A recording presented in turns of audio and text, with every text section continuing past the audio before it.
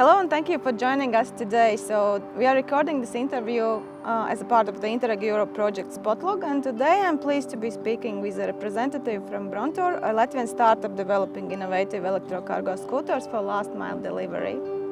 So to start, what motivated the development of Bruntor's electro-cargo scooter, and how does your solution tackle the key pain points in last mile delivery today?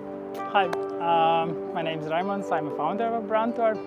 And actually it did start not as a business idea at all. It started with my own pain when I couldn't pick up stuff from the local grocery shop. So I had to go back home, pick up the car and go back to the shop. And then I thought, okay, I'm creating already small vehicles, which was like electric skateboards to that point. And I cannot do with them anything about it. And so I started to think about the idea, okay, there should be something more practical than skateboard on wheels.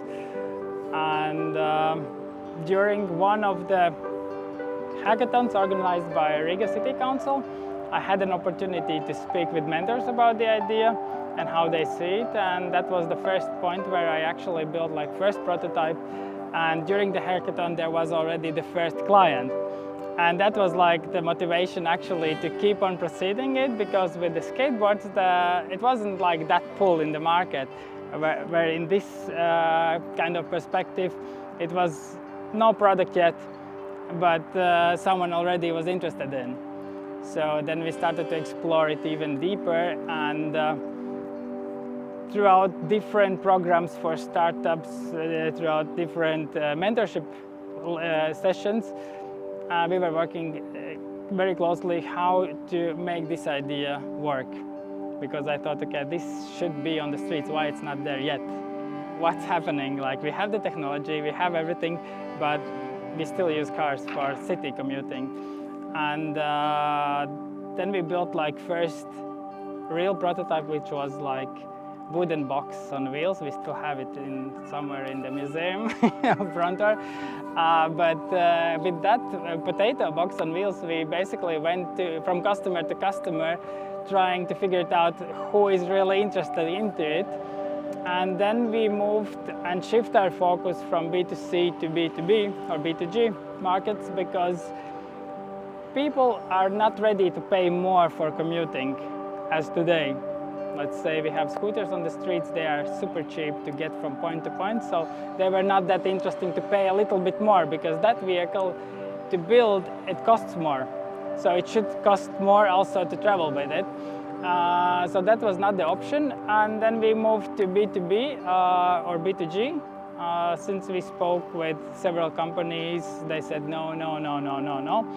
And then local postal service did say, okay, this is something interesting, we could look into it. And that's how the collaboration did start actually. And then we started actually to develop the real thing, which we have also today. We are not just imagining features of the vehicle, we are developing the features together with the customer. So the vehicle gets the best possible tool for the purpose. It's not just a vehicle, it's a tool. So you mentioned that you are currently collaborating with several post offices. Could you tell me more about partnerships and what's being tested, and what are the conclusions, goals common you are working towards, and how the experience is shaping your solution? Well, the collaboration itself with postal services or larger companies, it's complicated. But everybody is keen to understand, is this something we can use in our daily operations? And recently we had a project together with Latvian Post, together with PostNord in Denmark, where they did actually compare the data, how they are operating today, and what is the benefits of using Bruntor against that usual vehicle of choice. And for Latvian Post, it was like pedestrians or the people with the bicycles, where they had like, I would say not significant gains, but the workload was reduced. They were quicker as they were usually, obviously, because you don't have to park the vehicle, you don't have to walk long distances, you are just stepping on and off the vehicle, super simple, directly at the door. So, and in PostNord, they had a different vehicle of choice that was actually electric van. And that created like the biggest surprise I had, actually, that they proved that in their daily operations, Bruntor was 30% more efficient as a van, even though we had to top up the vehicle like 4 times during the day. So we had to go back and forth to the depot, which was in the city center in Aarhus, picking up the parcels again and again and again. So, but the van picked all the parcels in one go. So the efficiency was increased, and of course that was not like specially designed process around the vehicle. It was just the daily operations they had. Let's switch the vehicles. And there could be some more benefits or more increase in productivity when you design the whole process around the vehicle, so it's more efficient. And of course we had like, and we still have like a lot of regulatory barriers here to introduce the vehicle on the markets, to get it on the streets. I mean, it's a simple solution. There is nothing overcomplicated. It's lightweight electric vehicle, but because it has like 4 wheels and has no seat, it doesn't fit into the picture of existing regulation. So Bruntor is creating a totally new platform of vehicles, which is kind of in between from everything. It's not a bicycle, it's not a moped, it's not a car, but it has properties of all of them.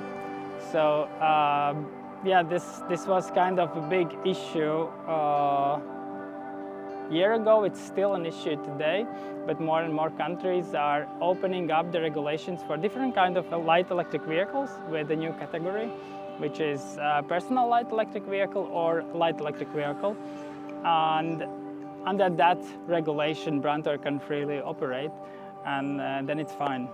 And the last but not the least, how do you see the role of communities and public-private sector collaboration in developing and scaling socially responsible last-mile solutions, especially in smaller cities or lower density areas?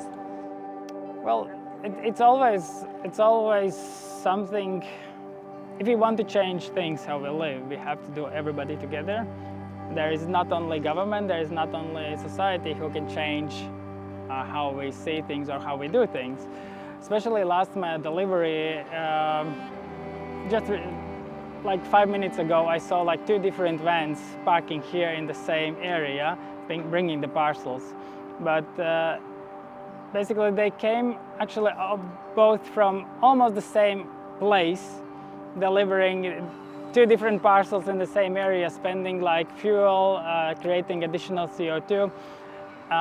In the other hand, everybody wants to buy online, and it grows. It's super easy, convenient, and when I get it to my door, it's even better. So there is a challenge how to manage that, and it is like a challenge which we as society, government, and public sector and the private sector can solve together by creating some kind of micro hubs where, let's say, this district of area in Riga is delivered by one or another company, but not all 4 companies. So they share the parcels within. That has been discussion in several cities in Europe. And everybody is trying to find the right way how to do that, but it's way too complicated, and there is not a one straightforward approach how to solve it. But we start to take things in our own hands, let's say it that way. Since we have already the vehicles, then we are looking also into how we can help them to solve it, and offering like delivery services. Let's see how it goes. Maybe this could be as approach from our side that we can change as a company, that we offer already the service with the vehicles and you don't create extra CO2. Thank you for sharing your insights and your experience. So it's inspiring to see that such startups as Bruntor is expanding, and we create together, I suppose, the solutions for the last mile delivery and for CO2 emission reduction.